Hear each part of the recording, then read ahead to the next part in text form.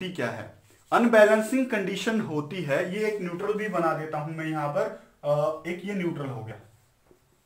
ये 4 wire system है, कितनी वायर सिस्टम है, 4 वायर सिस्टम। अगर यहां पर आप देखें, अगर इन तीनों फेज में आर, वाई और बी में अगर जो लोड करंट है, इन तीनों में जो लोड है वो करंट सेम रहे, क्या रहे, करंट सेम रहे, तो हमारा क्या होगा, ट्रांसफॉर्मर बैलेंस होगा। क्या होगा, बैलेंस होगा।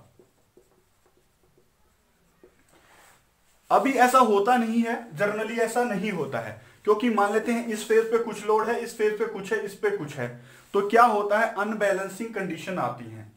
क्या आती हैं, अनबैलेंसिंग कंडीशन आती हैं। तो उस केस में हमारा जो ट्रांसफॉर्मर है, अलग अलग करंट या अलग अलग लोड करंट हो जाने के कारण क्या हो जाता है, अनबैलेंस हो जाता है। अब अनबैलेंसिंग केस का एक एग्जांपल लेते हैं, हम कुछ न्यूमेरिकल वैल्यू लेते हैं। न्यूमेरिकल वैल्यू मान लेते हैं इस फेज पे, आर फेज पे जो हमारा करंट था, लोड करंट, वो 5 एंपियर, इसमें 10 एंपियर और इसमें 8 एंपियर है। क्या है, लोड करंट क्या है, इसमें 5 एंपियर, इसमें 10 एंपियर, इसमें 8 एंपियर है। तो अब आप यहां से देखें, ये अनबैलेंसिंग कंडीशन है, क्योंकि सेम करंट नहीं है यहां पर, नॉट सेम द करंट, जो करंट है हमारा वो क्या नहीं है, सेम नहीं है, तो ये अनबैलेंस है। क्या है, अनबैलेंस कंडीशन आ गई।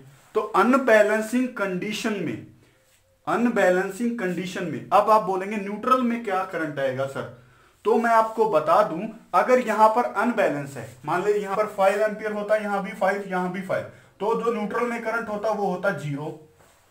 और अगर यहां पर 5 एंपियर करंट होता या कुछ भी होता, सेम न्यूमेरिकल वैल्यू होती, तो यहां पर जो न्यूट्रल में जो करंट आता वो आता 0 वैल्यू, यानी यहां पर कोई करंट नहीं होता। अब हम बात कर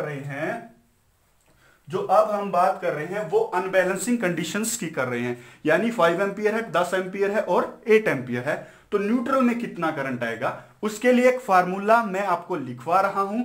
वो फार्मूला होता है a square plus b square plus c square minus a b minus b c minus a सी।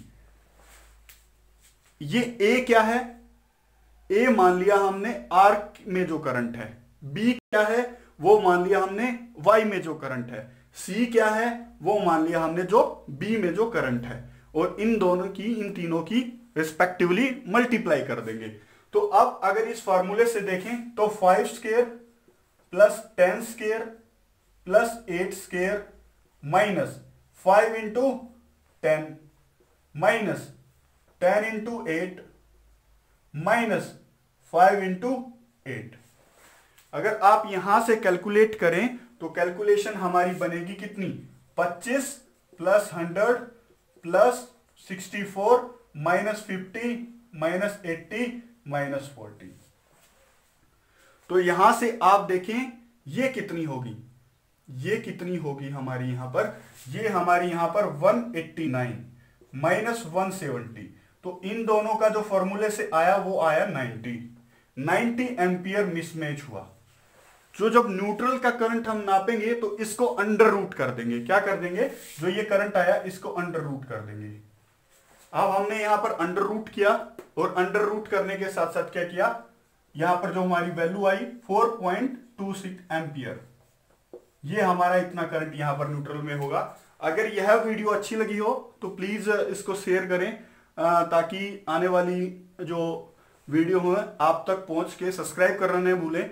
और अगर यह वीडियो अच्छी लगी हो तो कमेंट बॉक्स में बताएं। अगर आपका कोई कमेंट है तो प्लीज इलेक्ट्रिकल मंत्रा को नीचे बता दें, ताकि आने वाली वीडियो आपको सबसे पहुंच के। धन्यवाद।